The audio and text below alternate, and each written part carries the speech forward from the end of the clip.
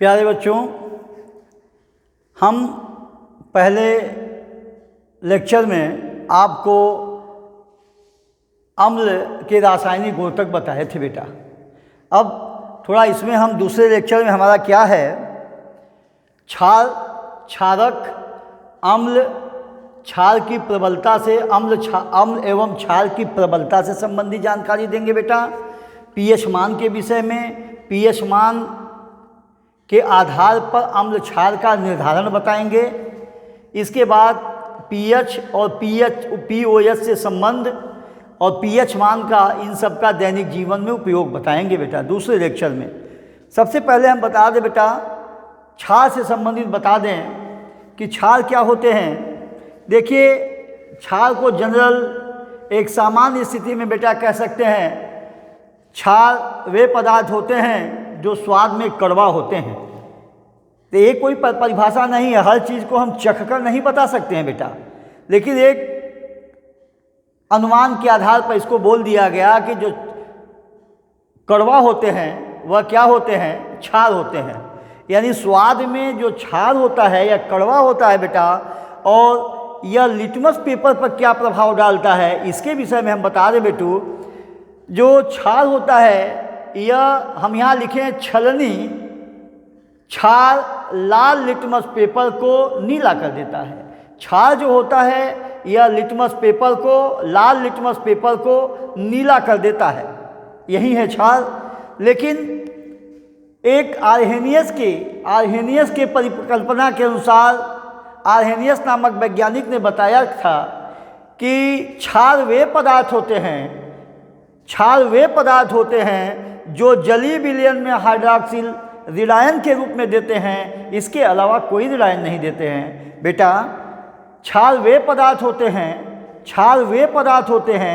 जो जलीय विलयन में हाइड्रॉक्सिल OH ऋणायन के रूप में देते हैं, इसके अलावा कोई ऋणायन नहीं देते हैं। एक बार और बता दें बेटा, क्षार, ये हम बार बार बताने का मतलब समझ रहे हैं कि हम ये बार बार जब बोल रहे हैं ना तो आपके कान के पास गूंजेगी और परिभाषा अपने आप याद हो जाएगी। और घबराइए मत इससे कि 3-3 बार 4-4 बार बता रहे हैं, ये हम आप जितना बार सुन लेंगे वहीं याद है।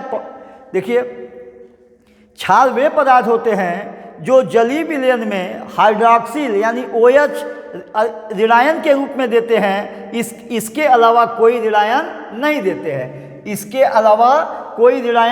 देते हैं। और एक चीज़ और है बेटा, ब्राउनस्टेड तथा लॉरी के अनुसार, मेरे प्यारे बच्चे थोड़ा सा देख लीजिए, ब्राउनस्टेड तथा लॉरी के अनुसार, ब्राउनस्टेड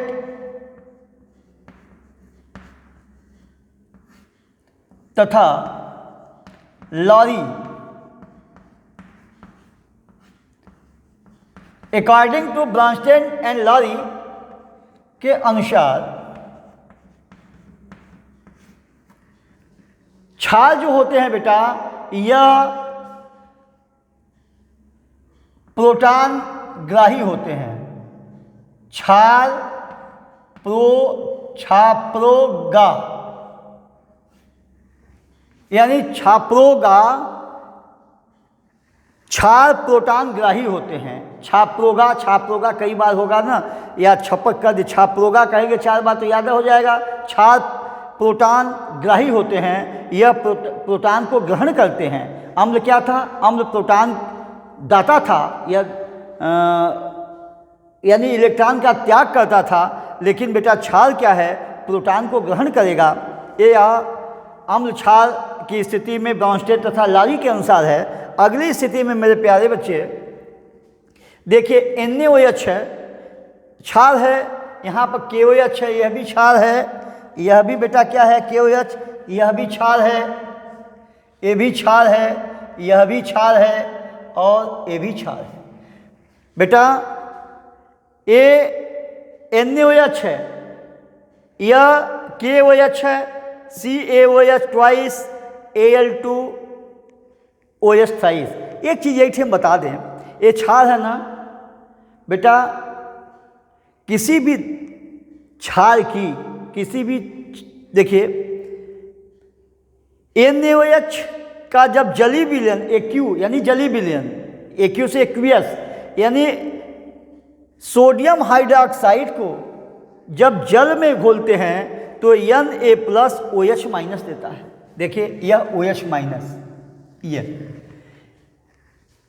पोटेशियम हाइड्रोक्साइड यह भी K+ और OH-, KCaOH यह भी Ca++ और OH-। जितना प्लस प्लस धन है उतना OH की संख्या होगी। यानी एल्युमिनियम हाइड्रोक्साइड यह भी बेटा यह OH देता है। परिभाषा में क्या है कि क्षार वे पदार्थ होते हैं जो जलीय विलयन, AQ का मतलब जलीय विलयन बेटा है, एक्वियस लिख दे रहे हैं कि इसका मतलब है जलीय विलयन, जलीय विलयन, एक्वियस का मतलब जलीय विलयन। जब किसी यहाँ लिखे हैं कि क्षार वे पदार्थ होते हैं, क्षार वे पदार्थ होते हैं जो जलीय विलयन में OH ऋणायन के रूप में, हाइड्रोक्सी ऋणायन के रूप में देते हैं, इसके अलावा कोई ऋणायन नहीं देते हैं। और यहाँ पर जितने भी देखिए ये है क्षार, ये सब क्या दे रहे हैं, OH-, OH-, OH-, OH-। अब देखिए क्षारक क्या होते हैं बेटा। क्षारक जो होते हैं वे पदार्थ होते हैं जो OH ऋणायन के रूप में नहीं देते हैं। या कैल्शियम हाइड्रोक्साइड, जैसे कैल्शियम ऑक्साइड है, यह क्षारक है, इसकी प्रकृति क्षारक है, इसकी प्रकृति क्या है, क्षारक है।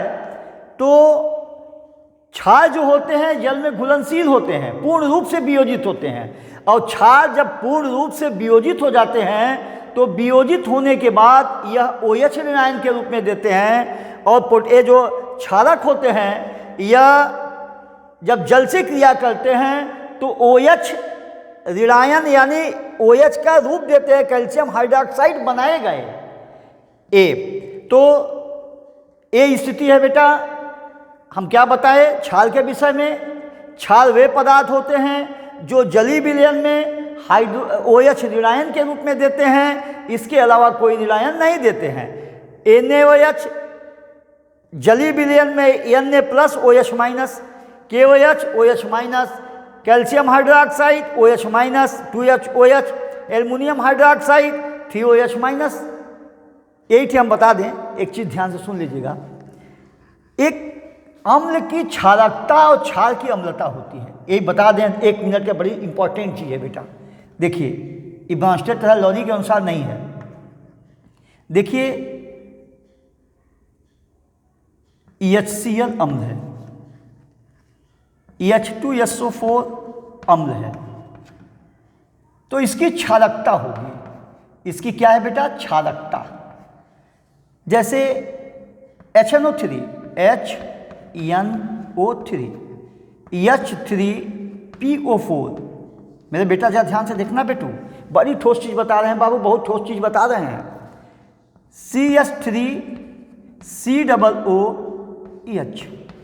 मुन्ना यह एक हाइड्रोजन प्लस दे रहा है बेटा, एक हाइड्रोजन प्लस दे रहा है, इसलिए एसिय अम्ल की क्षारकता 1 होगी, क्योंकि हाइड्रोजन की संख्या यहाँ कितनी है, 1। H2SO4 जो है बेटा यह 2H+ दे रहा है, तो इसकी क्षारकता 2 होगी। देखिए यह तुल्यांकी भार जब पढ़ेंगे ना, इंटरमीडिएट में जाएंगे या बहुत जगह पर ज़रूरत है, ये तो कक्षा 9 में सिलेबस में है बेटा, ये ध्यान देख लीजिए। ये H2SO4 अम्ल है ना, यह कैट हाइड्रोजन विस्थापित कर रहा है, H2 ठो, तो इस H2SO4 की क्षारकता 2 होगी। और इसका क्या होगा बेटा, 1 ठो H है, H+, तो इसकी क्षारकता 1 होगी। H3PO4 पूरा लिख देते हैं, 3H+ और PO4-, इसकी क्षारकता बेटा 3 होगी, क्योंकि हाइड्रोजन की संख्या 3 है, इसमें हाइड्रोजन प्लस की संख्या 1 है, तो इसकी क्षारकता 1 होगी। H2SO4 में 2 है H+, इसकी क्षारकता 2 होगी। देखिए CH3COOH में यह H+ है बेटा, ये H+ मत लेना, H+ प्लस CH3COO-, इसमें हाइड्रोजन जो है यहाँ हाइड्रोजन 1 है। यानी अम्ल की क्षारकता और क्षार की अम्लता होती है। तो अम्ल की क्षारकता ज्ञात करने के लिए उसमें हाइड्रोजन धनायन कितने त्याग दे रहे हैं, कितना निकाल रहे हैं आयन, वही अम्ल की क्षारकता होगी। इसी तरीके से बेटा यहाँ भी देख लो, सोडियम हाइड्रोक्साइड, सोडियम हाइड्रोक्साइड ये क्षार जान रहे हैं। सोडियम हाइड्रोक्साइड में सोडियम प्लस और OH माइनस, OH माइनस, तो इसमें कितना OH निकाल रहे हैं, यह 1 है। इसलिए क्षार देखिए, अम्ल की क्षारकता होती है, अम्ल की क्षारकता और क्षार की अम्लता। मेरा बेटा जरा ध्यान से सुन ले मेरे प्यारे बाबू, अम्ल की क्षारकता ज्ञात करना और क्षार की अम्लता ज्ञात करना। बेटा अम्ल की क्षारकता ज्ञात करने के लिए किसी भी अम्ल में जितने हाइड्रोजन आयन का विस्थापन होगा ना, वही अम्ल की क्षारकता एक संख्या में निर्धारित होती है, 1 2 3 4 में। जैसे HCl है, इसमें हाइड्रोजन कितना दे रहा है, 1 दे रहा है, तो इसकी क्षारकता 1 होगी, यानी HCl अम्ल की क्षारकता 1। H2SO4 कितना हाइड्रोजन दे रहा है बेटा, 2, इसलिए इसकी सल्फ्यूरिक अम्ल की क्षारकता 2 होगी। यह नाइट्रिक अम्ल है, इसकी क्षारकता 1 होगी क्योंकि H 1 प्लस दे रहा है। H3PO4 में फास्फोरिक एसिड है मेरे मुन्ना, इसको फास्फोरिक एसिड बोलते हैं। यह हाइड्रोजन 3 दे रहा है आयन के रूप में, इसलिए इसकी क्षारकता कितना होगी बेटा, 1 होगी, सॉरी 3 होगी। ये निकालने बता दिए बेटू। अब यहाँ क्षार की अम्लता देख लो, ये क्षार है तो क्षार जैठो हाइड्रोजन में OH निकालेगा बेटा, ये क्षार है ना, जैठे OH निकालेगी वहीं उसकी अम्लता होगी, यानी NaOH की अम्लता 1 होगी, 1। और CaOH ट्वाइस इसकी जो होगी, ये भी क्षार है, यह कितना है दे रहा है, यह OH 2 ठो दे रहा है बेटा, 2OH माइनस, ये इसलिए इसकी इस क्षार की अम्लता 2 होगी।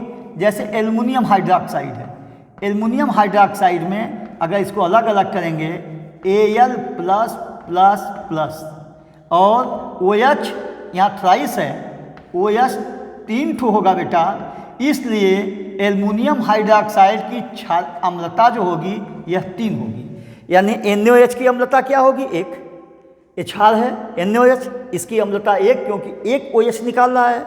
कैल्शियम हाइड्रोक्साइड क्षार है, इसमें OH कैठो निकल रहा है 2, तो इसकी अम्लता 2 होगी। एल्युमिनियम हाइड्रोक्साइड ये देखिए 3 है बेटा, OH निकाल रहा है, इसलिए एल्युमिनियम हाइड्रोक्साइड की अम्लता क्या होगी, ये क्षार है तो क्षार की अम्लता 3 होगी। तो इसको हम मिटा दे रहे हैं, इसकी एक्स्ट्रा जानकारी के लिए मेरे बाबू इसको बता दिए। अब इसको गौर से सुन लीजिएगा, थोड़ा सा जल्दी जल्दी बोल के बताए हैं, क्योंकि एकाएक कोई चीज़ आ जाता है जो पढ़ाने लायक होती है, जिसकी ज़रूरत होती है, बीच बीच में हम उसको बता देते हैं बेटा। ये नहीं है कि वो सब इस सब से रिलेटेड है, ठीक है, ये पूर्व ज्ञान से संबंधित है बेटू, इसलिए हम बता देते हैं। इसको मिटा दे रहे हैं मुन्ना।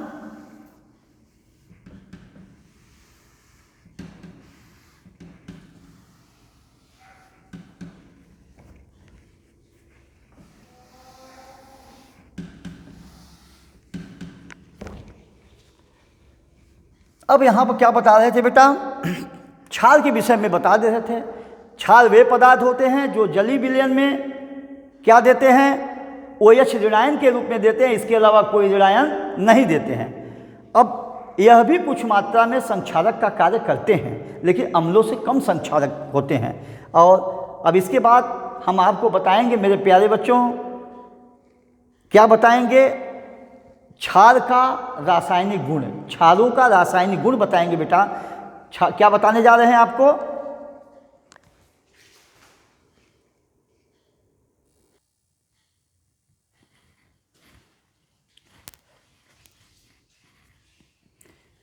बच्चों ये देखिए क्षार के विषय में, अम्ल का रासायनिक गुण। अब क्षार के विषय में कुछ फिर से पुनः चर्चा कर दें। देखिए क्षार क्या होते हैं बेटा, क्षार वही स्थिति है, बता चुके हैं कि क्षार जलीय विलयन में क्षार वे पदार्थ होते हैं जो किसी जलीय विलयन में OH ऋणायन के रूप में देते हैं, इसके अलावा कोई ऋणायन नहीं देते। अब थोड़ा हम प्रॉपर्टीज़ ऑफ बेस के विषय में बता दें। देखिए क्षार का धातुओं के साथ क्रिया होती है बेटा, क्षार का धातुओं के साथ जब क्रिया होती है, देखिए ये धातु है, ये क्षार है, जब धातुओं के साथ जब क्रिया होती है तो ये धातु के लवण बनाते हैं। यह क्या है? Sodium zincate. यह क्या है बेटा? Sodium zincate. यानी जब कोई क्षार धातु से क्रिया करती है तो धातु का लवण बनाती है और साथ ही साथ ये हाइड्रोजन गैस निकालती है। दूसरी स्थिति है जब यह धातु के, देखिए अधातु के ऑक्साइडों के साथ जब, देखिए क्षार है, अधातु के ऑक्साइड, जरा इसके विषय में बता दे बेटा। अधातु के ऑक्साइड जो कार्बन डाइऑक्साइड है, इसको अधातु का ऑक्साइड क्यों कहते हैं? यहाँ पर भी हम समय 1 मिनट ले लेते हैं। देखिए भाई ऑक्साइड बेटा, ये ऑक्साइड जरा ध्यान से सुनना बेटा। एक अम्लीय ऑक्साइड होता है, क्षारीय ऑक्साइड।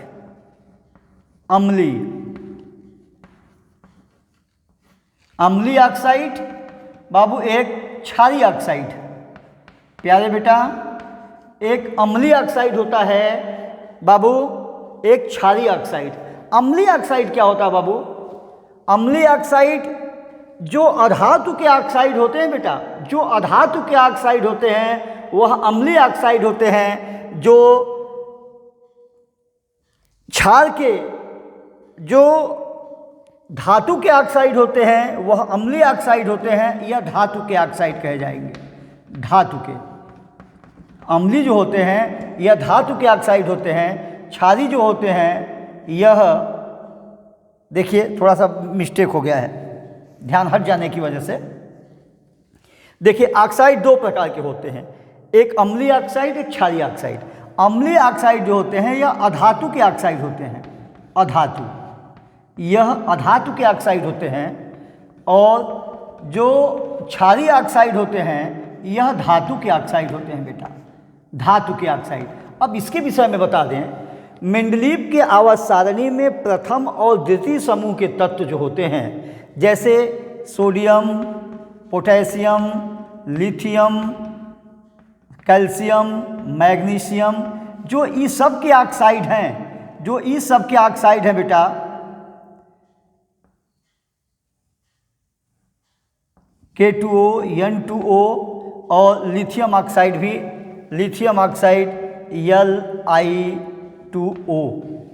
यह लिथियम ऑक्साइड, सोडियम ऑक्साइड, यहाँ भी देखिए है K2O, पोटेशियम ऑक्साइड और कैल्शियम ऑक्साइड, मैग्नीशियम ऑक्साइड, ये सब जो हैं यह धातु के ऑक्साइड हैं, इसलिए यह धातु के ऑक्साइड हैं, इसलिए यह क्षारीय ऑक्साइड है, ये क्षारीय। देखिए ध्यान हट जा रहा है, थोड़ा सा ध्यान हट जा रहा है बेटा। ये अम्लीय, देखिए ये ऑक्साइड अम्लीय और क्षारीय, ध्यान थोड़ा हट जा रहा है। अधातु के ऑक्साइड जो हैं, जैसे नाइट्रोजन, फास्फोरस, जो मेंडलीव के आवर्त सारणी के तीसरे, 5वें 6वें समूह में हैं, सल्फर, ये सब के ऑक्साइड जो होते हैं बेटा, यह N2O, N2NO, यह PO4, ये जो फास्फेट होता है, और सल्फर डाई SO2, ये सब अम्लीय हैं, क्योंकि यह अधातु है बेटा। यह मेंडलीव के आवर्त सारणी में 5वें 6वें समूह के 7वें समूह के तत्व जो होते हैं, ये सब अम्लीय ऑक्साइड बनाते हैं। इसकी प्रकृति अम्लीय होती है। क्षारीय में क्या होता है बेटा? यह जो होते हैं धातु के ऑक्साइड, सोडियम के ऑक्साइड, पोटेशियम के ऑक्साइड, मैग्नीशियम के ऑक्साइड, कैल्शियम के ऑक्साइड और Al2O3, ये सब क्षारीय होते हैं, लेकिन यह जो होता है बेटा एल्युमिनियम ऑक्साइड, यह उभयधर्मी ऑक्साइड बनाता है। उभयधर्मी ऑक्साइड क्या होते हैं? जो अम्ल और क्षार, अम्लीय प्रकृति और क्षारीय प्रकृति दोनों, अम्ल क्षार दोनों से क्रिया करते हैं, यह उभयधर्मी ऑक्साइड बनाते हैं। और जो क्षारीय है ऑक्साइड होते हैं, सोडियम के ऑक्साइड जो है यह सोडियम धातु है, पोटेशियम धातु है बेटा, यह मैग्नीशियम भी धातु है, कैल्शियम भी धातु है। जो धातुओं के ऑक्साइड बनता है बेटा यह क्षारीय ऑक्साइड होता है। और अधातु के oxide nitrogen, phosphorus, sulphur, chlorine, ये सब अधातु के ऑक्साइड होते हैं, यह अम्लीय प्रकृति होती है। इसके विषय में थोड़ा सा जानना जरूरी है। अब अगला स्थिति है बेटा, इसको मिटा देते हैं। तो हम यहाँ पर मेन हम ये क्यों बता रहे थे आपको, यहाँ पर लिखा है ये जो कार्बन है यह अधातु के ऑक्साइड कह दिया जाता है। कार्बन हालांकि उपधातु की श्रेणी में चौथे समूह में आता है, लेकिन यहाँ अधातु के ऑक्साइड से जब क्षार क्रिया करते हैं तो धातु के कार्बोनेट और जल बनाते हैं। क्या होता है जब किसी क्षार की क्रिया अधातु के ऑक्साइडों के साथ होती है तो यह क्या बनाते हैं? कैल्शियम कार्बोनेट, यानी धातु के कार्बोनेट और जल बनाते हैं। अब इसके बाद बेटा हम पीएच मान के विषय में बता दें प्यारे बच्चों। पीएच मान क्या होता है? किसी विलयन का पीएच मान बेटा, किसी विलयन का पीएच मान 10 पर ऋणात्मक घातों की वह संख्या जो विलयन की अम्लता और क्षारकता को प्रकट करती है। किसी विलयन का पीएच मान 10 पर ऋणात्मक घातों की वह संख्या है जो विलयन की अम्लता, उस विलयन की अम्लता और क्षारकता को प्रकट करती है।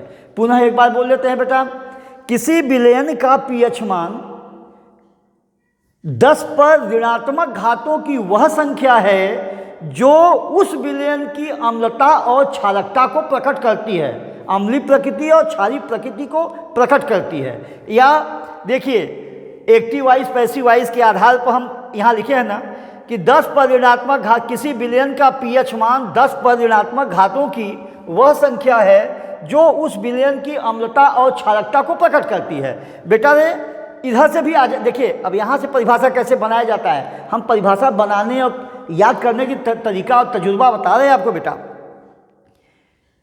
किसी विलयन की अम्लता और क्षारकता को प्रकट करने वाली, देखिए कैसे यहाँ से, अब यहाँ से उठा रहे हैं, किसी विलयन की अम्लता और क्षारकता को प्रकट करने वाली 10 पर ऋणात्मक घातों की संख्या को विलयन का पीएच मान कहते हैं। फिर से सुन लीजिए बेटा, विलयन के अम्लता और क्षारकता को प्रकट करने वाली 10 पर ऋणात्मक घातों की संख्या को विलयन का पीएच मान कहते हैं। विलयन के अम्लता और क्षारकता को प्रकट करने वाली, यानी पीएच मान किसको प्रकट करती है? अम्लता और क्षारकता को, अम्लीय प्रकृति और क्षारीय प्रकृति को प्रकट करती है। तो किसी विलयन की अम्लता और क्षारकता को प्रकट करने वाली 10 पर ऋणात्मक घातों की संख्या उस विलयन का पीएच मान कहते हैं। बेटा पीएच मान का दैनिक जीवन में देखिए उपयोग क्या है, पहले आपको बता दें, एक सारणी हम छोटा सा बना दिए हैं। देखिए जैसे यशांत सल्फ्यूरिक अम्ल है, इसका पीएच मान बेटा होता है 0 से 1 के बीच में होता है। कितना होता है बेटा? 0 से 1 के बीच में होता है।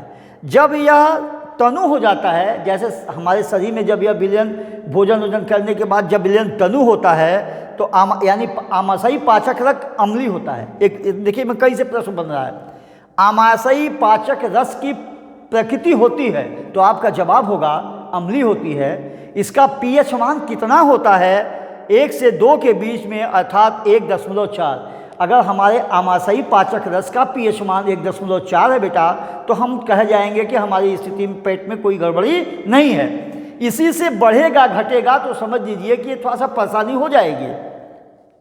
नींबू का जो होता है, नींबू का पीएच मान जो होता है 2.5 होता है, सिरका का 4 होता है, टमाटर का जो होता है बेटा, टमाटर का जो होता है यह 4.1 होता है पीएच मान, यह भी अम्लीय प्रकृति है। ये कार्बनिक अम्ल हैं, ये सब जो पाए जाते हैं कार्बनिक अम्ल होते हैं। टमाटर का 4.1 है, कॉफ़ी का 5 है, दूध का 6.5 है, और शुद्ध जल यहाँ हो जाता है बेटा उदासीन हो जाता है। यह उदासीन, यानी उदासीन की स्थिति में, यानी शुद्ध जल जो होता है उदासीन होता है, इसका पीएच मान 7 होता है। बेटा ये याद करने वाली बात है, ये तो स्मरण वाली बात है। अब जरा हम पीएच मान की स्थिति में बता दें बेटा। देखिए 10 पघात -7, अब यहाँ 10 to the power -6, 10 to the power -5, 10 to the power -4, 10 to the power -3, 10 to the power -2 और 10 to the power -1 और 0। मेरे प्यारे बच्चों जरा ध्यान से समझना, यहाँ इसका पीएच मान एक निर्धारित संख्या में 7, 6, 5, 4, 3, 2, 1। यहाँ आगे देखिए क्या है, 10 to the power -8, 10 to the power -9, 10 to the power -10, 10 to the power -11, 10 to the power -12, 10 to the power -13 और 10 to the power -14। मेरे प्यारे बच्चों यहाँ पर 8, 9, 10, 11, 12, 13, 14। अब जरा यहाँ से कुछ समझने वाली बात है बेटा। यह किसी बिलियन का पीएच मान 10 पर ऋणात्मक घातों की संख्या व्यक्त करती है। यहाँ 7 हो जाएगा पीएच मान। यह शुद्ध जल का है, शुद्ध जल का। जैसे शुद्ध जल का जैसे जैसे हम बेटा पीएच मान कम की हो जाएंगे वैसे वैसे यह अम्लीय प्रवृत्ति बढ़ती जाती है, यानी अम्लीय प्रवृत्ति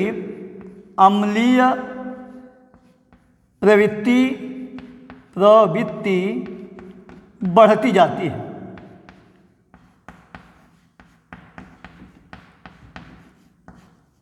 ये और इधर क्या है बेटा, यह क्षारीय प्रवृत्ति बढ़ती जाती है, क्षारीय प्रवृत्ति बढ़ती जाती है।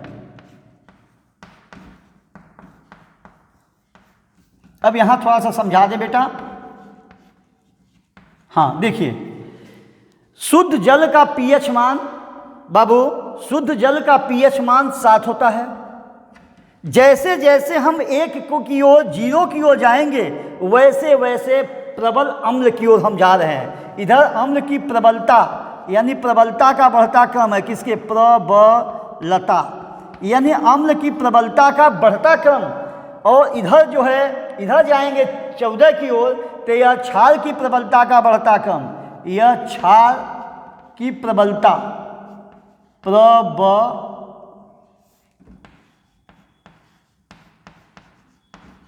ये क्षार की प्रबलता का बढ़ता क्रम। देखिए इसमें प्रश्न कैसे बनेगा बेटा। शुद्ध जल का पीएच मान होता है, 1 नंबर की बात कह दोगे 7 हो जाता है, उदासीन होता है। किसी विलयन उदासीन विलयन का पीएच मान होता है, 1 नंबर में पूछ देगा, किसी उदासीन विलयन का पीएच मान होता है तो आप कहेंगे 7 होता है।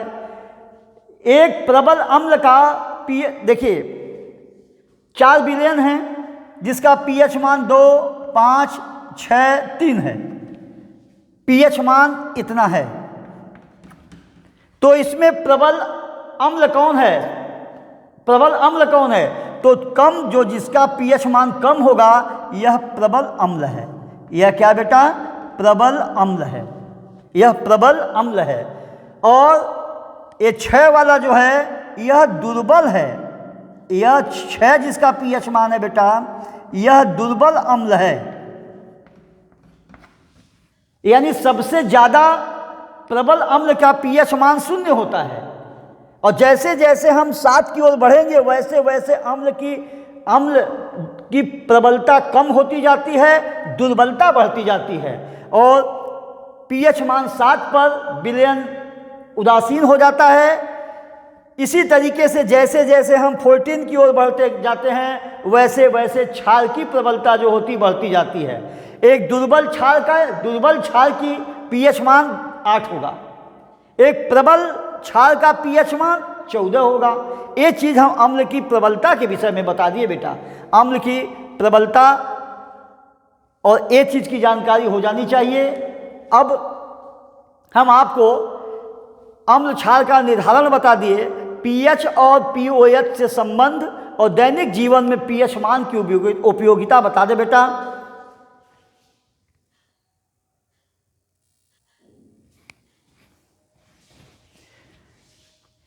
विलेन का बेटा पीएच मान बता रहे थे। अब पीएच मान पर कुछ पीएच मान और ओपीओएच से संबंध बता दे। देखिए एक फार्मूला होता है बेटा, पीएच प्लस यानी पीएच प्लस और pOH minus, A minus equal to होता है बेटा 14। यानी किसी भी विलेन का पीएच और पीओएच का योग जो होता है बेटा वह 14 होता है। इसमें से कभी कभी आपको देखिए इस पर सवाल क्या पूछेगा। पहला सवाल तो ये पूछेगा किसी विलेन का पीएच मान 10⁻⁻7 है, इसका पीएच मान, इसका मान 10⁻⁻7 है, इसकी प्रकृति अम्लीय होगी कि क्षारीय या उदासीन, या इसका प्रकृति उदासीन होगी, और इसका पीएच मान कितना होगा, पीएच मान 7 हो जाएगा। किसी विलेन का इतना है 10⁻⁻12, तो इसका पीएच मान कितना होगा, पीएच मान 12, क्योंकि यह OH प्रकृति इसकी क्षारीय हो जाएगी, तो यह हो जाएगा 7, अरे सॉरी इसका हो जाएगा 12। तो पीएच प्लस और OH का योग कितना होगा, 14 होता है। अब देखिए इस पर क्या सवाल बनता है, किसी विलेन का पीएच मान 10⁻⁻5 है, किसी विलेन का पीएच मान 10⁻⁻5 है, तो उसका पीएच मान एक संख्या में, पूर्ण संख्या में, तथा पीओएच मान ज्ञात कीजिए। दोनों पूछ सकता है। इसकी प्रकृति क्या होगी, अम्लीय या क्षारीय, तो बेटा इसका पीएच मान कितना हो जाएगा, 5 हो जाएगा। तो 5 प्लस यानी पीओएच माइनस इक्वल टू 14, पक्षांतर कर दीजिए, pOH minus equal to 14 minus 5 equal to 9। जिस विलेन का पीएच मान अगर 5 है तो उसका पीओएच मान जो होगा वह 9 होगा। यानी पीएच मान और पीओएच मान में संबंध, यानी पीएच 5 है तो पीओएच 9 हो जाएगा बेटा। इसकी OH हाइड्रॉक्सिल आयन जो होता है पीओएच। थोड़ा सा पीएच के मान में एक बात बता दें। देखिए बाबू, पीएच मान जो होता है, सोरेनसन नामक वैज्ञानिक ने इसका खोज किया था पीएच मान का। किसने किया था बेटा, सोरेनसन नामक वैज्ञानिक ने पीएच मान का खोज किया था। और पी से जो होता है, पी से पोटेंज होता है, पी पोंटेज ZEGE पोंटेज। पोंटेज का अर्थ होता है शक्ति, पावर। और यहाँ जो यच है, यह यच हाइड्रोजन आयन, यच जो है यह व्यक्त करता है हाइड्रोजन आयन। अब इसमें कुल मिला के परिभाषा क्या करेंगे, पोटेंज मतलब होता है पावर यानी शक्ति, और एच मीन्स हाइड्रोजन। तो जो हाइड्रोजन आयन की शक्ति का निर्धारण करती है वही पीएच मान होता है। सोरेनसन नामक वैज्ञानिक ने 1909 में इसका खोज किया था। ध्यान से देखिए, उत्तर क्या है, 9 में ही इसका खोज, 1909 में इसका खोज किया था बेटा। अच्छा आगे देख लीजिए। अब थोड़ा सा हम ये बता दें मेरे प्यारे बच्चों, क्या बता दें आपको, दैनिक जीवन में पीएच मान की उपयोगिता। देखिए याद करने वाली बात सुन लीजिए। हमारे पहली स्थिति हम अपने शारीरिक स्थिति से समझें। हमारे जो पाचक रस होता है, आमाशयी रस होता है, आमाशयी पाचक रस होता है, इसकी प्रकृति अम्लीय होती है। जब बेटा इसकी अम्लता बढ़ जाती है तो हमारे पेट में दर्द उत्पन्न होता है। अब इस दर्द को कंट्रोल करने के लिए हम क्षार से क्रिया कराएंगे। किससे क्रिया कराएंगे बेटा? क्षार से क्रिया कराएंगे। अर्थात इसको हम कोई सोडा वाटर जो भी होता है, बेकिंग पाउडर, खाने वाला सोडा से संबंधित कोई चीज़ ले लेते हैं और यह एसिडिटी कम हो जाती है, क्योंकि हमारे पेट की एसिडिटी जब क्षार से क्रिया करती है तो लवण तथा जल बना लेती है और हमें आराम का अनुभव होने लगता है। तो पेट की एसिडिटी कम करने के लिए हमको विलयन की क्षारीय प्रकृति यानी क्षारीय दवा लेनी चाहिए जो क्षार से संबंधित हो।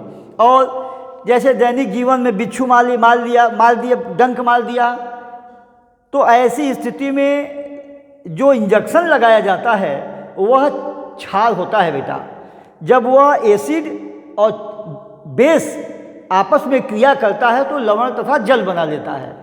तो कहने का मतलब जब भी जहाँ एसिडिटी बढ़ी, अम्लता बढ़ी, तो वहाँ समझ लो आपको क्या करना है, क्षार से उसका निराकरण करना है। उसका निराकरण किससे करना है बेटा?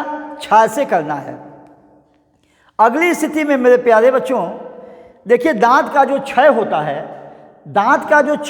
है, एसिडिटी ज़्यादा रहता है तब भी दांत का क्षरण हो जाता है। और दांत का क्षरण रोकने के लिए बेटा देखिए, अभी हम एक चीज़ लिखे थे, दूध का जो होता है 6.5 होता है, 6.5। इसमें कुछ कैल्शियम की मात्रा क्षारीय पाई जाती है। अधिक दूध सेवन करने से दांत का क्षरण रुकता है, क्योंकि जो दांत अम्लीय होता है, इसका अम्ल की वजह से, अम्लीय प्रकृति होने की वजह से नुकसान होता है। तो दूध में कैल्शियम की मात्रा बढ़ जाती है, तो यह कैल्शियम की प्रकृति क्षारीय होती है, जिससे यह दांत का क्षरण रोक देता है। और एक चीज़ और है कि दांत को क्षरण रोकने के लिए जिस हम पेस्ट का, जिस मंजन का, दंत मंजन का उपयोग करते हैं, वह भी, उसकी भी प्रकृति क्षारीय होगी। लगभग दंत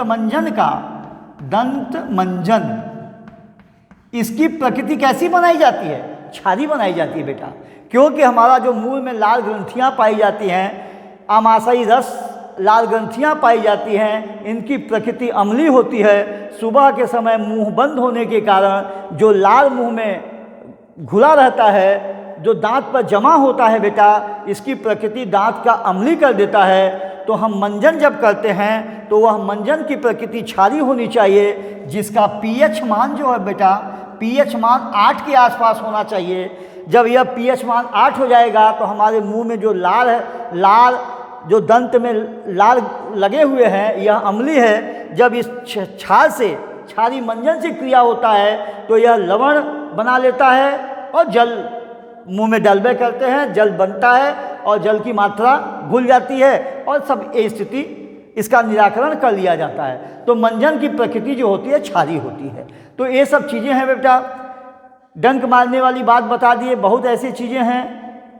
तो ये अम्ल और क्षार की उपयोगिता के विषय में बता दिए। अब हमको बेटा आपको तीसरे लेक्चर के लिए ले चलते हैं। बेटा तीसरे लेक्चर जो होगा हमारा क्या होगा? तीसरे लेक्चर में लवण जो होगा बेटा, और एक चीज़ और है, इसके लवण बताएंगे, लेकिन लवण का प्रकार भी बताएंगे बेटा, जो सिलेबस में कम है, लेकिन कुछ ये चीज़ पढ़ जरूर लेना क्योंकि बहुत उपयोगी है। फिर इसके बाद जो हमारे सिलेबस में, कक्षा 10 के सिलेबस में है, सोडियम हाइड्रोक्साइड, विरंजक चूर्ण, baking soda, Dhawan soda, plaster of Paris, यह हम तीसरे लेक्चर में इसको हम बताएंगे बेटा।